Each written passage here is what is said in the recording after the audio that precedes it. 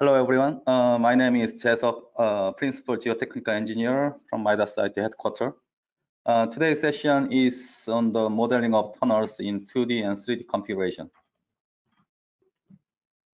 This is an overview for today's session. First, different methods of tunnel excavation are present, some of which have application in rock and soil. The simulation of this excavation process is then discussed and followed by the ways of modeling tunnel linings. And then I will introduce the case study. Civil engineering construction starts the 21st century with many alternative mechanical methods for creating underground openings. The engineer can design the most remarkable tunnel excavations, cathedral-like in proportion and complex in shape. The decision as to which method to adapt is based on knowledge of the geology and the size of shape of the opening required. This section briefly introduces three of the most common tunnel excavation techniques, highlighting some of the key features which have an implication for numerical modeling. Temporary support is today provided by a number of means: shield support, compressed air, slurry machine, earth pressure balance machine, EPB, or shotcrete. Permanent support is also provided by various means, including wedge block precast concrete and cast iron, bolted cast iron lining, reinforced shotcrete, or cast in situ reinforced concrete.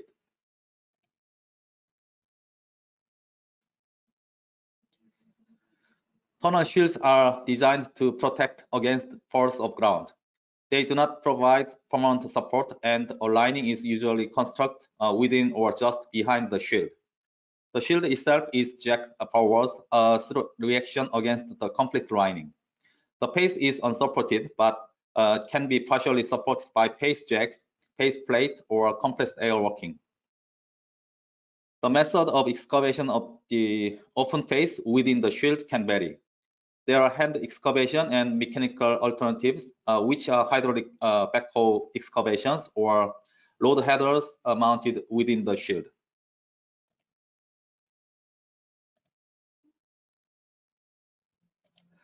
TBMs are closed-face systems which advance through the ground by rotation of a cutting head propelled by reaction against the construct lining. Such tunneling has traditionally been restricted to single-bore circular section tunnels. Recent technological developments have led to the creation of quite remarkable multiple-phase TBMs. Phase support is provided through controlling the applied thrust and the rate of removal of excavated material. Tunnel headings may be additionally supported through against of slurry or EPB machines.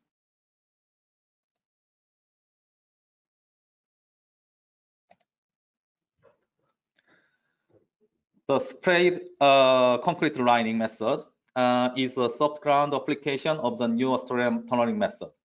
As well as standard circular section tunneling, SCL, can be used in competent ground to create large non-circular openings. The method of excavation is usually by independent track or wheel mount hydraulic excavators. Support is provided as soon as possible by the application of sprayed concrete.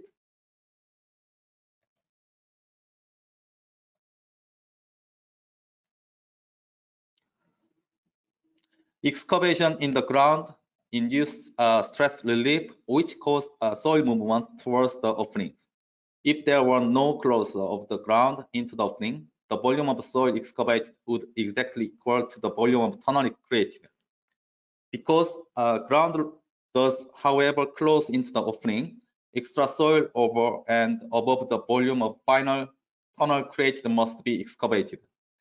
This excess soil is termed the ground loss and is often quoted as a percentage of the theoretical tunnel volume, the percentage volume loss. During the driving of a tunnel, there are various distinct causes of loss of ground into the excavation. This figure shows, as an example, a conventional shield tunneling machine geometry and highlights the source of short-term volume loss discussed here. Here you can see the phase loss. Loss first occurs into the phase of the excavation, causing ground settlements to appear at the surface ahead of the tunnel. These losses can be reduced through the use of the closed-space TBM, compressed air slurry shield, or EPM machine. And here it is the shield loss part. Soil will relax radially towards the shield after the cutting bead has passed, filling the bead with void if the deformations are large enough. Any over-excavation will contribute to increase the radial loss. The shield drives itself forward by pushing up the last ring of lining segment to be erected. If the soil deformations are large enough to fill the bead with void, then the tail to the shield provides support to the cut perimeter of the soil. And then this part is related to the post-shield loss. If the lining is erected behind rather than within the shield, then there will be a length of unsupported soil between the back of the tail to the shield and the erected liner, over which radial deformation can occur. Once the lining is in place, whether constructed within or behind the tail to the shield, ground will continue to squeeze into the excavation if a void exists behind the lining. It is common practice, therefore, to grout up any voids between liners and the exposed soil surface. Expanded concrete liners are theoretically expanded against the soil, leaving no void.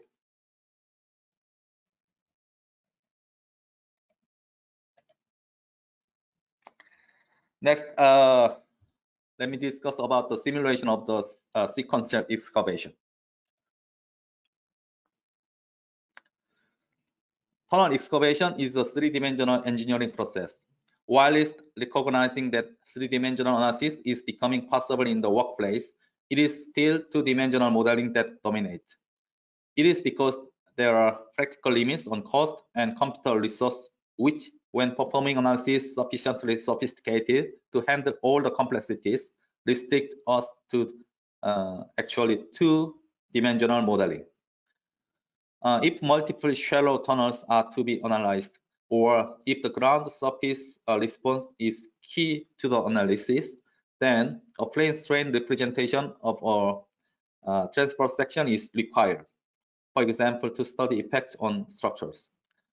If a single deep tunnel is to be investigated and surface effects are not of prime interest, then an axial symmetric approximation may be appropriate, and heading advance can be studied, albeit within a simplified stress regime.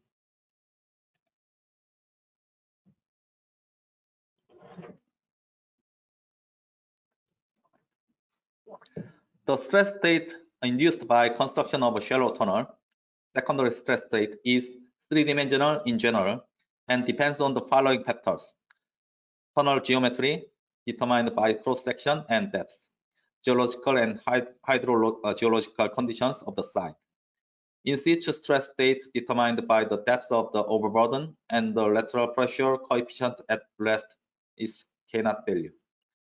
Deformation, strength, and logical properties of the ground and the lining, and construction sequence, that is, excavation stages in transverse and longitudinal direction, and temporary support placement, and permanent lining installation techniques.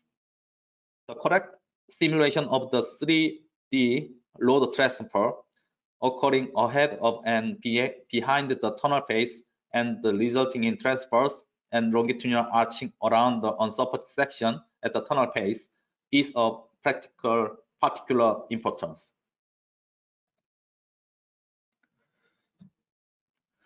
Following the generation of a suitable finite element meshing, before the effects of tunneling activities can be analyzed, the initial condition in the ground must be established. This can be achieved by modeling the complete geometry history of the site if it is known.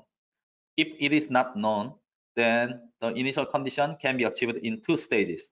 First, The condition appropriate to a greenfield site are input into the analysis. Commonly, the engineer directly specified the distribution of vertical and horizontal effective stress in the ground prior to any construction activity. Depending on the constructive models to be used, it might also be necessary to specify the initial void ratio and any hardening parameters required to model the soil behavior. The second stage involves simulating any previous construction activities that have occurred at the site. These could consist of demolition or construction of buildings, excavation of deep basement, construction of surface, or any other tunnels. This usually involves several increments of analysis. For tunnels constructed in a greenfield site or where previous construction activities have caused minimal disturbance to the in-situ soil conditions, stage 2 may be omitted. It is noteworthy that if stage 2 is to be included, then the elements representing the soil to be excavated for tunnel must be included within the mesh and removed at the relevant construction stage. This is also true if staged multiple tunnel analysis is to be modeled. Having established the initial conditions, the analysis goes on to model tunnel excavation, for which there are various accepted methods. A recommended way of dealing with excavation during an analysis is to remove all the elements to be excavated at the beginning of the relevant construction stages. In doing this, the mesh boundary is redefined, excluding the excavated elements, so permitting the specification of necessary boundary conditions. For example, load displacement and for the pressure flow conditions. In addition, computer resources are saved because when an element is excavated, it makes no contribution to the global stiffness matrix.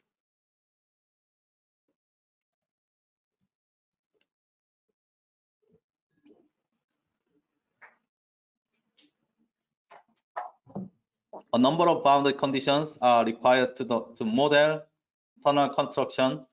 So they include the boundary displacement conditions required to represent the far field conditions or any symmetric of the problem. Any surface traction, the excavation of solid soil elements, the construction of structural shell elements, and the hydraulic conditions at the far field boundaries, the soil strata interfaces. If an interface is between consolidating and non-consolidating elements and the tunnel lining itself. Loading and flow boundary conditions affect the right-hand side of the global equilibrium equations, while displacement and port pressure boundary conditions affect the vectors of nodal displacement and port pressure on the left-hand side of these equations. Sufficient displacement conditions must be prescribed in order to retain any rigid body modes, such as rotations or translations of the complete mesh. Analysis of tunneling in drained granular materials will require careful consideration of the hydraulic boundary condition, both during and after excavation. In contrast, excavation in clay is usually rapid enough to be treated as an unsupported process, so the tunnel perimeter may retain impermeable until after excavation is complete.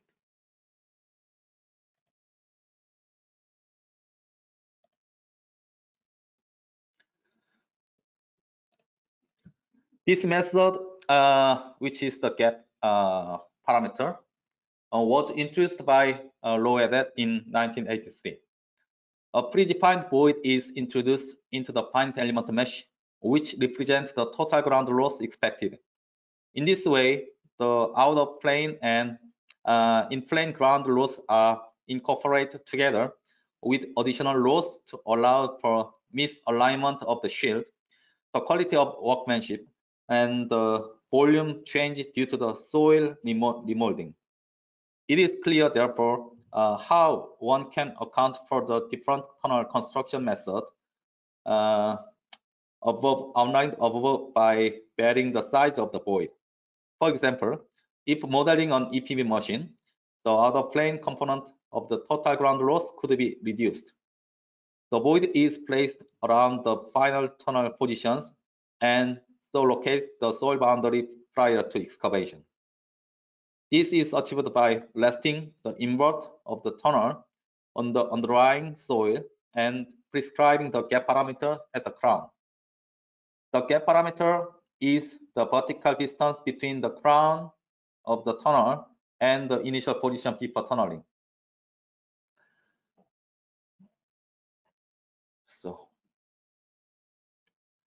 The analysis proceeds by removing boundary tractions at the perimeter of the opening and monitoring the result nodal displacement.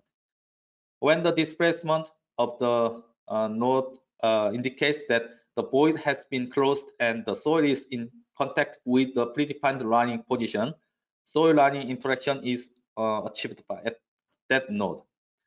The soil and the lining are actually treated as separate bodies related only by nodal force.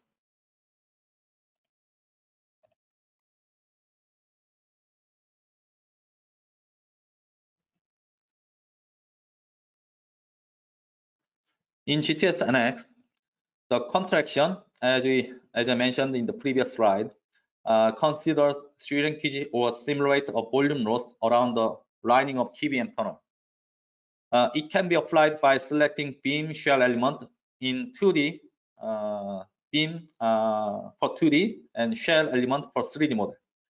The contraction is part of the shrinkage in the circumferential direction of tunnel, and the contraction increment is for the shrinkage in the excavation direction of 3D tunnel. The reference depth is for the reference depth to calculate the shrinkage in the excavation direction of 3D tunnel. To specify this contraction, contraction value is defined as a strain value in percentage.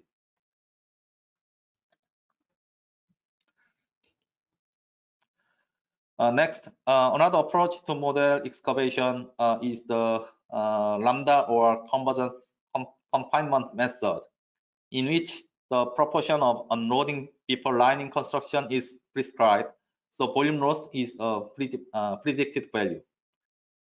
An internal force vector is applied at the nodes on the tunnel boundary. Lambda is initially equal to 0 and is then progressively increased to value 1 to model the excavation process. At the prescribed value lambda t, the lining is installed, at which point the stress reduction at the boundary is lambda d multiply sigma 0. The stress reduction with the lining in place is then 1 minus lambda d multiply sigma 0. So the remainder of the stress reduction is applied to create the lining stress. In order to simplify the construction stage analysis in GTS-NX, load distribution factor, let's say the LDF, load distribution factor, can be considered in the software program.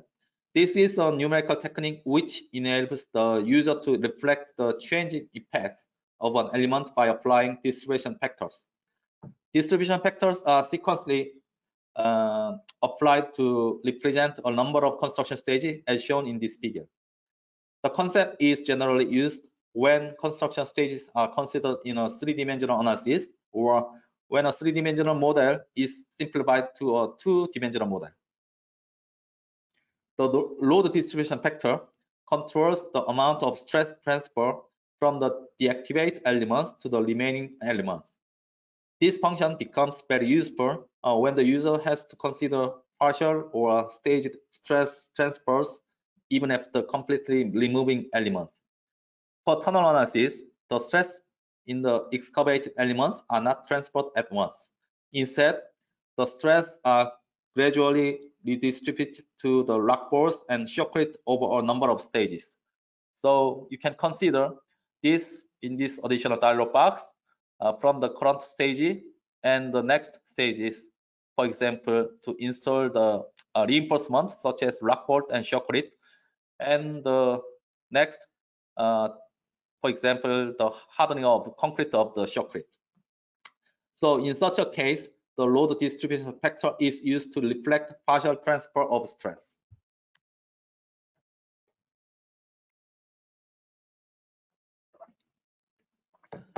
A method termed progressive softening was developed for the modeling of natrium or spread concrete SCL tunneling.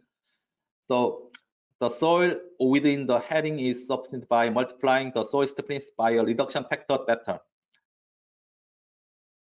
The effects of the softening are evident when excavation forces are applied to the boundary of the future tunnel. As with the convergence confinement method, the lining is installed before the modeled excavation is complete. If the tunnel is constructed with a bench and heading, then the above procedure can be applied to each of them sequentially. The same methodology could be applied to an analysis with side drift.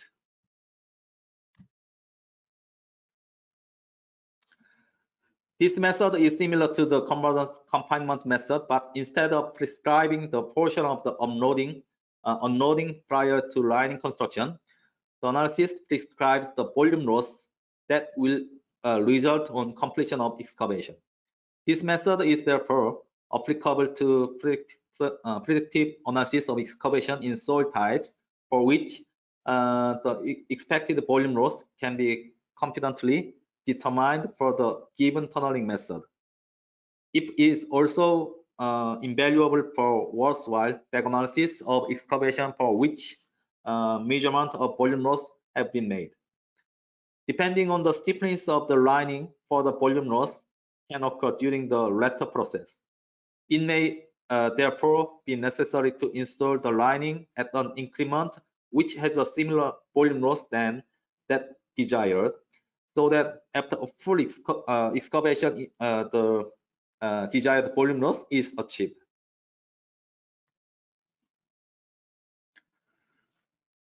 By using solid elements to represent a tunnel lining allows the analysis of very wide range of construction models.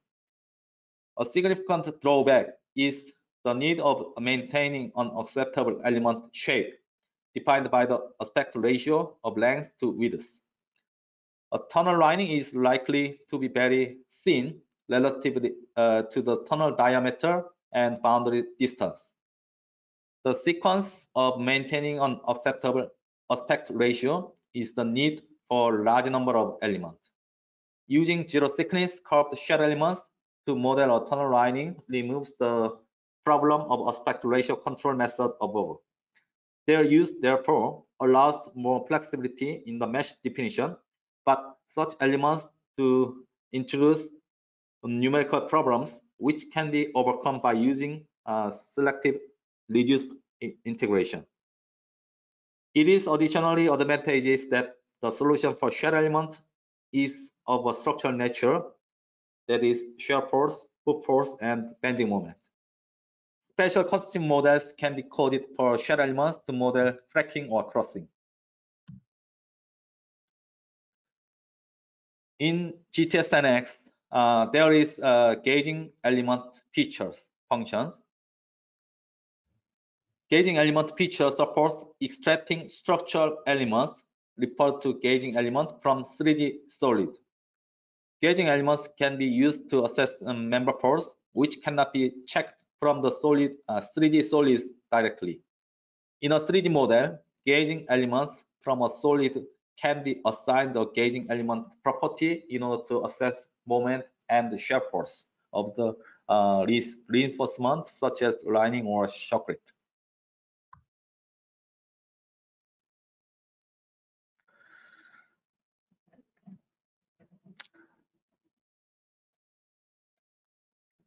Many tunnel linings are jointed.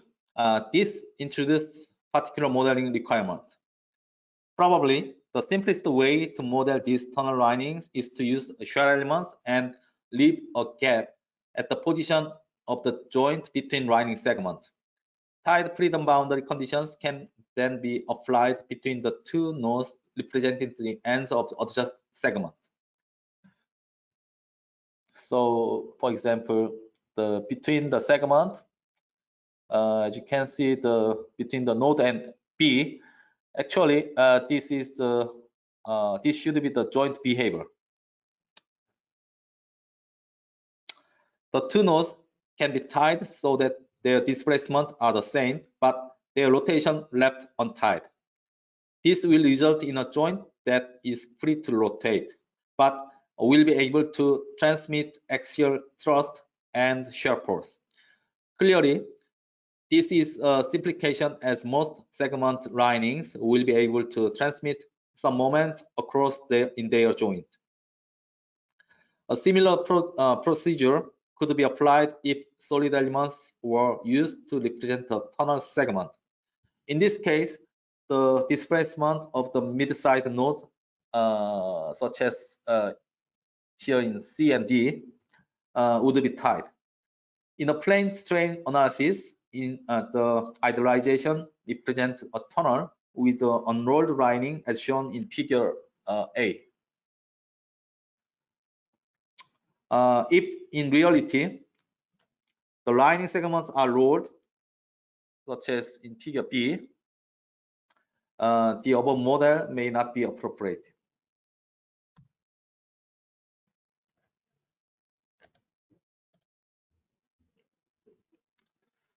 In GTS-NX, shell interface elements are new type of elements primarily aimed at modeling the nonlinear behavior at the joint of prefabricated lining segments. This is particularly relevant for TBM tunneling. Joints between segments are the weak points of TBM lining, and concentrate translation and rotational deformations are among the main factors which would be considered. Inserting shell interface elements between tunnel plate elements, this used for modeling the lining segments, allow capturing these concentrated translational and rotational deformations. The shape and formulation of shell interface element is similar to standard line interface elements. However, rotation degrees of freedom are added to each node to ensure fully compatibility with adjacent plate elements. In GTS-NX, the constitutive behavior available for shell interface element includes Coulomb friction for sliding displacement and Janssens rho for hinged rotations.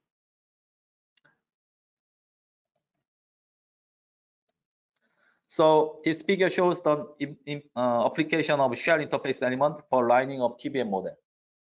So as you can see, you can separate each match set depends on the segment of lining.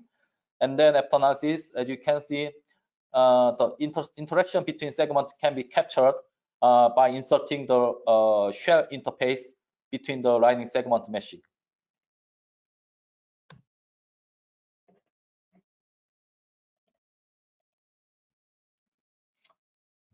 So from now on, let's look at the case study by using the GTS-NX.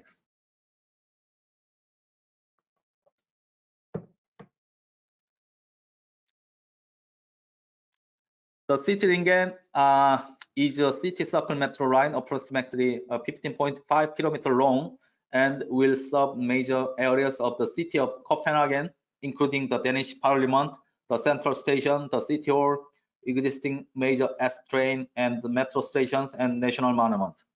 The line will have deliverless communication-based train control systems with steward on board. A round trip is expected to take 23 minutes. The headway interval is expected to be 200 seconds with the 28 trains of 3 carriages remaining at 90 km per hour. The project consists of again 15.5 km long twin single track metro tunnels and 70 underground stations, many of them located in the historical center of the city, Copenhagen, with island platforms, and the 4 TBM launching emergency and ventilation shaft, for crossover facilities and city construction and the ventilation shaft. And the twin TBM launch tunnel, so-called the cavern, and the geotechnical framework is consists of man-made field, glacial deposit, sand, clay tier, and meltwater gravel, upper and medium Copenhagen limestone.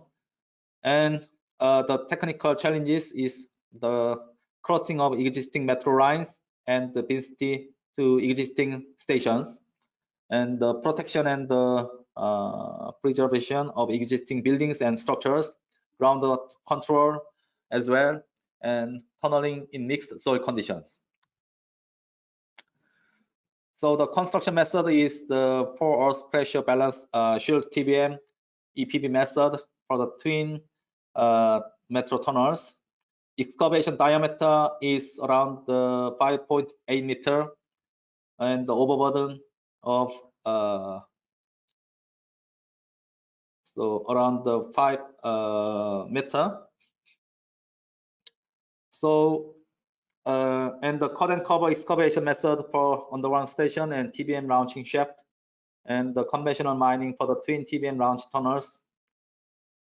So in this case, the overburden of about 28 meter. So the engineer Lombardi is from Switzerland company, often requested by the Copenhagen Metro team, performed detailed building risk assessment for the sensible structures for 7 stations and the several tunnel stretches, and to give advice on proper mitigation measures if needed, and to give advice on the design of break-in breakout flows for some of the stations, and to perform detailed 3D analysis for the interaction between new and existing tunnels at the metro station, existing one. So in the framework of damage risk assessment for buildings neighboring the excavation sites, the effects of settlements induced by the construction of deep underground stations were evaluated. And the effect of tunnel-induced settlements was analyzed at some of important construction sites. And most of the structures to be assessed were in fact masonry buildings positioned at short distance from retaining walls and or located directly above the tunnel alignment. The excavation process was modeled by means of finite element analysis using GTS-NX. In general, the soil structure interaction was taken into account when calculating expected damage to the structures. In order to properly model the soil behavior, advanced constraint model were adopted, and in some cases, in order to comply with the very strict limitations imposed by the Copenhagen municipality on the tolerate damages, mitigation measures were advised. So this is the sum of the characteristics.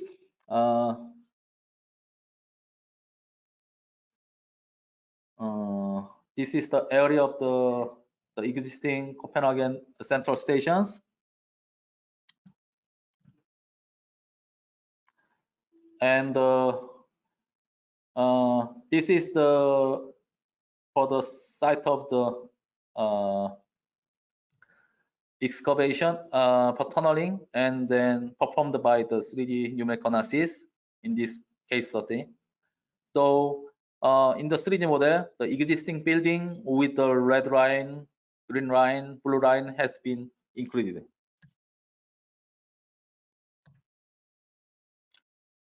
And some of the drawings for the department building structure, and as you can see, it is construct with the different time.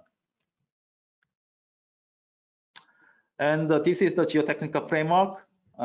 Here is the man-made field, glacial deposit, meltwater sand, clay till, meltwater gravel, and the upper and medium Copenhagen limestone. the site of the department building structure.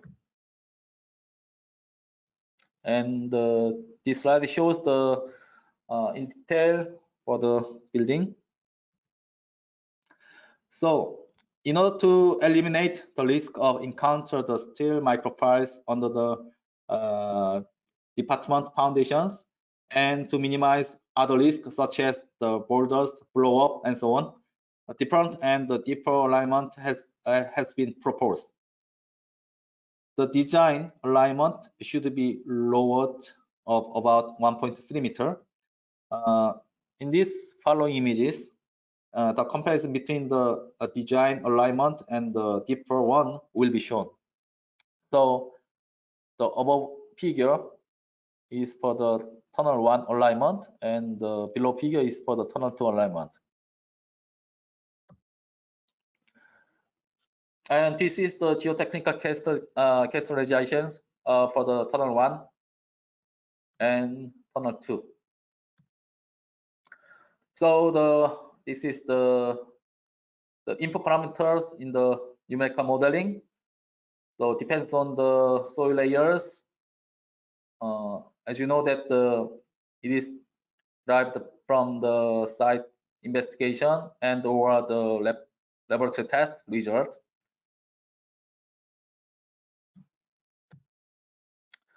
So this is the definition of the object. For the input, evaluation of the class of damage that the structure may bring back, and identification of the characteristic of the materials of the structural elements, and calibration of the rigidity of the structural elements, and the definition of the permanent and the accidental loads on the existing structures, and discretizations of the coupled ground structure model for interaction analysis, fully coupled soil structure interaction analysis, to consider, and the tunnel stage of construction, and after analysis to check the output, the evaluation of structural stress under ordinary conditions, and evaluations of absolute and differential settlements during tunnel excavation sequence, and evaluation of structural stress during the tunnel excavation sequence, and comparison with stress under original conditions, and the evaluation of the class of damage and comparison with the allowable damage class, and determination of the threshold levels to find any mitigation actions, and check in with the monitoring data.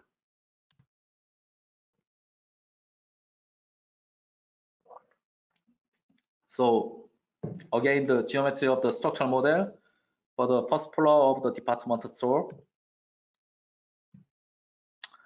and actually is for the specially superstructure part finite element model by using the MIDAS gen for the building structure analysis and design software. So it consists of again the several different material properties such as the masonry and cast iron, concrete, and so on, steel. And as I mentioned in the previous slide, firstly, the ordinary structural results can be captured by using the structural software MIDAS gen, such as the displacement of the building structure, and the member force, such as the moment of the beam element structures. So next step for the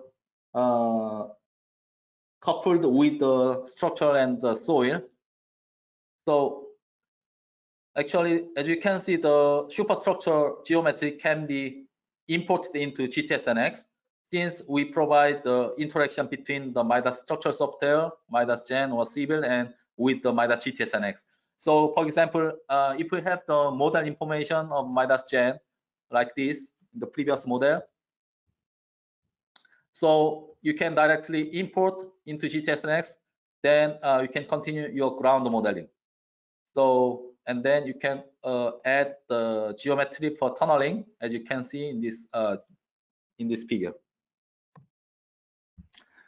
And then you can generate the meshing with the ground and the superstructure as well. So again, the mesh for the superstructure can be also is imported into GTSNX once you have the structural model. And then for the simulation of the tunnel construction under the ground, so you can see that the twin TBM tunnel has been included with the different segment to consider the stage of construction. And this is the final model to check the risk assessment for the existing building superstructures during the tunnel construction stages. So actually, in this model, the number of mesh consists of around 360,000 elements, and the ground is modeled with about 220,000 of 3D elements, and the tunnels, shield, lining, excavation, and grout are described with number of about 90,000 of 3D elements, and the foundations, it is included in the foundation of buildings as well, and the wall of the building slab also, and lastly beam and pillars of the building structure as well. So this is the applied the load conditions, especially for the building structures. So as you can see, the point load and the line load, pressure load can be applied for the building structure to simulate the superstructure of the building behavior. And to simulate the stage of tunneling construction, so this is the initial condition, and as you can see in the second image, the upper tunnel, the construction has been started with the stage of construction, and then the lower tunnel, the second one, followed by the first tunnel has been finished. So to simulate the TBM conditions, construction tunnel, so you have to consider the paste pressure of the tunnel heading, as I explained in the previous slide. And then this is the modeling procedure of the TBM construction. And in detail, the segment lining and the red part is for the shield, is actually the steel material, and also the jacking pressure and the paste pressure to simulate the grouting has been included in the modeling. So in this slide, you can see that the lining part and the shield part and the paste pressure, the jacking pressure, and also you can apply the grouting material between the lining and the ground, and also the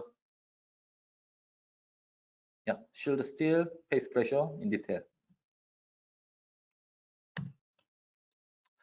So this is again to simulate the volume loss.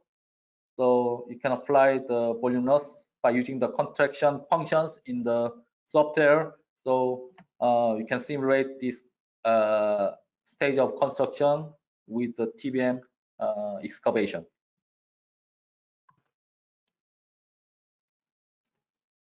And the numerical analysis were conducted with the reference to different kinds of 4 cases scenarios, conducting a sensitivity analysis with reference to the value of the elastic modulus of sands and clay. So for each of the assumed module, to possible percentage of volume loss, such as the 0.5 and 1 were assumed. So 0.5 for case of the scenario 1 and 3, and volume loss value 1 in case of the scenario 2 and 4.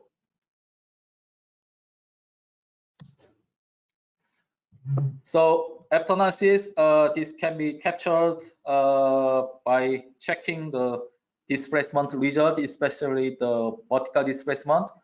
So with the stages, then you can simulate the contours due to the tunnel excavation. So in this case, as you can see, by including the superstructure for building, so you can also check the displacement result for the building structures by using the function probe result tab to clicking the mouse on that location. And then, so another model figures to check the settlement of the building structures for several locations for the building. So in this way, for example, you can simply obtain the depression settlement by using the two major point settlement result value. And then this is the again the settlement result with the volume value 1 and 0.5 cases. So the conclusion, tunnel construction is actually again three-dimensional engineering process. If restrict to two-dimensional analysis, then one must consider either plane strain or axial symmetric representations, depending on what the analysis aims to achieve. Method of simulating tunnel construction in plane strain require at least one assumptions: the volume loss to be expected, the percentage of load removal prior to lining constructions, or the actual displacement of the tunnel boundary. If severe distortions of the tunnel lining are expected, that is in response to passage of an adjacent tunnel in close proximity, then a model can be used which allows segmental linings to open or rotate at their joint, or allows frayed concrete linings to crack. The intermediate and long-term behavior is governed by many factors. In particular, whether the tunnel acts as a drain or is impermeable, and whether the initial water pressure profile is close to hydrostatic or not. It is important to be aware of the dependencies, and so to view any prediction of intermediate and long-term behavior with a critical eye. It is important to select consumer models capable of reproducing field behavior. For example, in a situation where pre-yield behavior dominate the ground response, it is essential to model the nonlinear elasticity at small strains. So, of course, in GTSNX, we provide the more advanced material models such as the hardening model with small strain stiffness. And the finite element method can be used to quickly assess the impact of different influence on tunneling induced ground movement. Parametric studies can prove extremely useful in the development of design chart and interaction diagrams. One of the great benefits of numeric analysis to the tunnel engineer is that an analysis can incorporate adjacent influence. For example, existing surface structures or existing tunnels. It is also possible to reproduce the effects of compensation grouting to protect surface structures during tunneling object. This online seminar has demonstrated the power of the finite element method in this respect.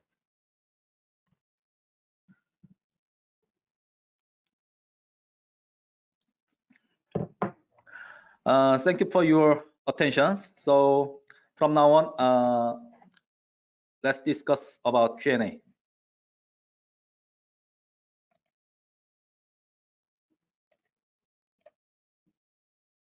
So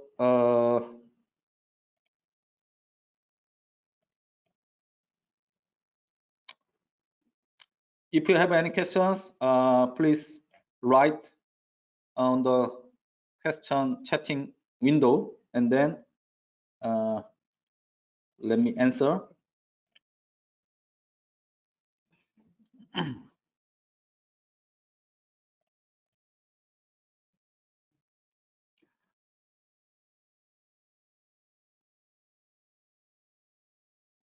So one question in the beginning of the presentation, you mentioned the several methods to model tunnel. Which method is used for this project in Denmark? As I mentioned, it is used by the TBM method.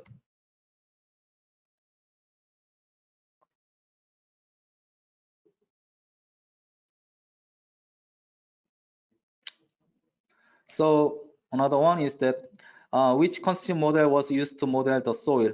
In this case study, actually the general Mokulong model has been used.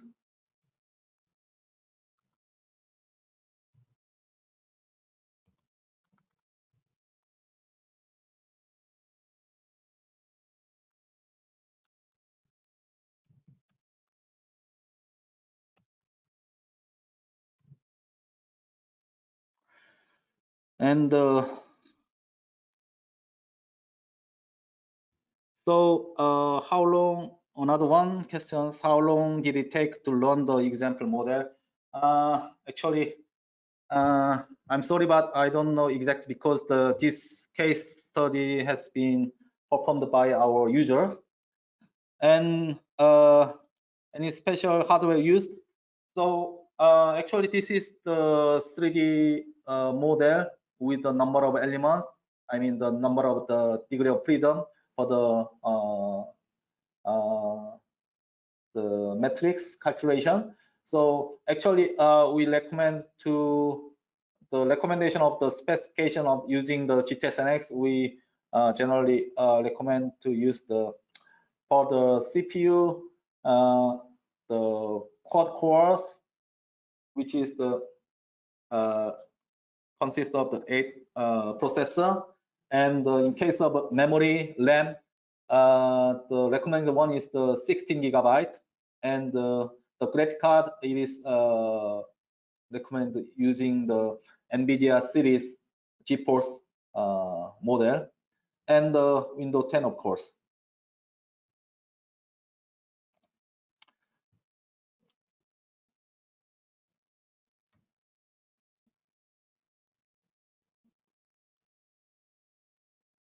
So another one, in your 3D model, before tunnel is excavated while the soil volume has so many different color. So in the software GTSNX, you can create the several mesh set depends on the for your preference. So for example, you can create the different mesh set to simulate the stage of excavation and different soil materials, and some cases, even though you have the same materials, then you can divide the mesh set if you want. So the reason why we have the several different mesh set with the different colors to simulate the stage of excavation mainly.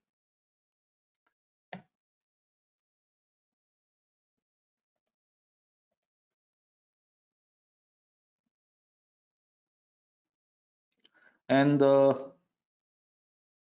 another questions.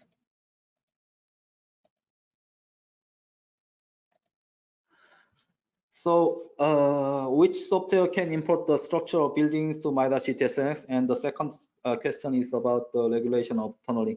So as I mentioned that the MIDAS Gen, which is MIDAS family program for the building structure analysis and design software, can be directly interaction between GTSNX.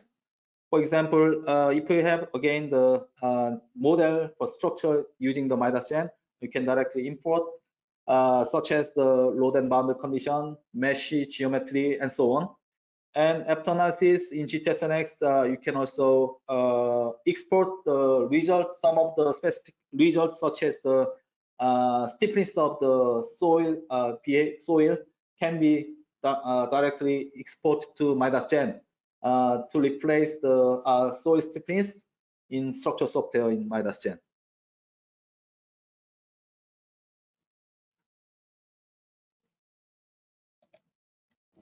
And the next one,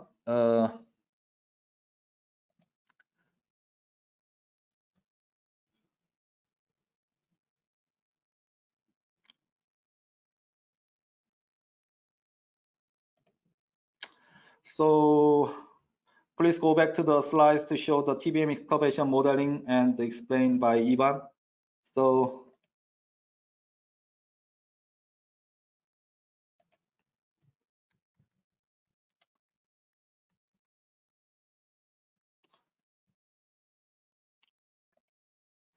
this is the final model,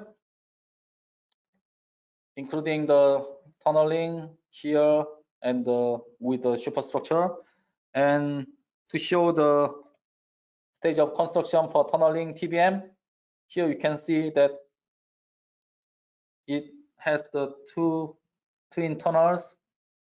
And as I mentioned, that the upper tunnel firstly has been excavated with the stage of construction, and following that, the lower tunnel has been excavated with the TBM construction, and additionally, each TBM construction has been considered this procedure. The excavate tunnel with the pace pressure for the tunnel heading, and to simulate the jack pressure, and install the lining as well.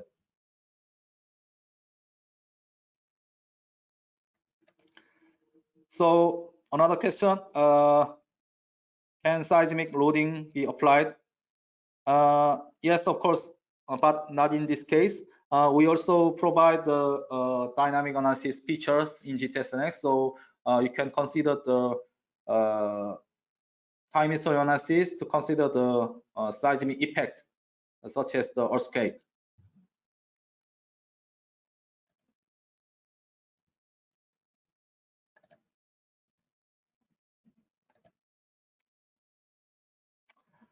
And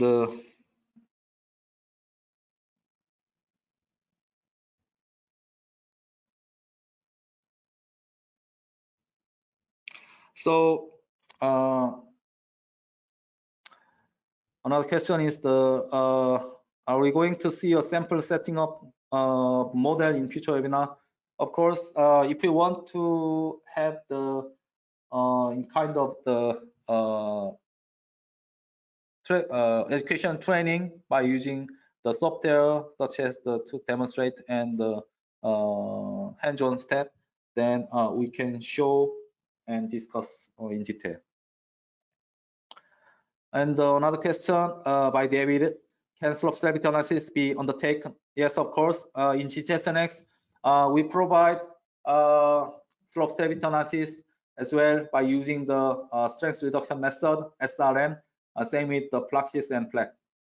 This is because based on the numerical analysis tools, is different with the limited curve method.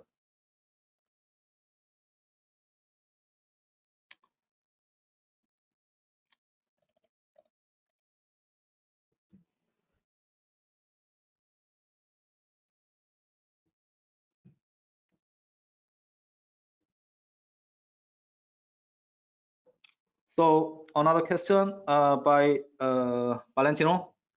Will the overburden on the tunnel be calculated by software or need to input? If the building is supported by files, how the load transfer on the tunnel by this software? So in case of this such as in this case study, which has been included the superstructure, then by inputting the So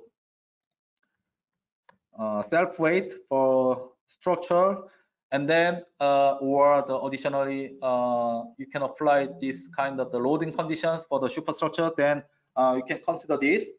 Or without the superstructure, then generally you can receive the overall structure from the structure engineer. Then you can apply the load value by using the surface load or point load in this case from the structural engineer. And if the building is supported by piles, how would the load transfer on the tunnel by this software? If you add the pile in this model, then we provide the special element which is the pile interface. So the load can be transferred from the superstructure to the ground by using the pile interface to consider such as the shaft capacity, and if you also consider then the tip bearing capacity, then you can simulate the general bearing capacity of the pile. So by using this element in software, you can consider this the pile load transfer. So another question. There are many questions in this session. If we don't input volume loss as model constraint, how accurate is the volume loss calculated by MIDAS? So actually, the volume loss itself, this is a kind of input parameter. It's not the output. So this can be considered in the modeling. If not, then the volume loss cannot be captured, which means that the real TBM simulation cannot be considered.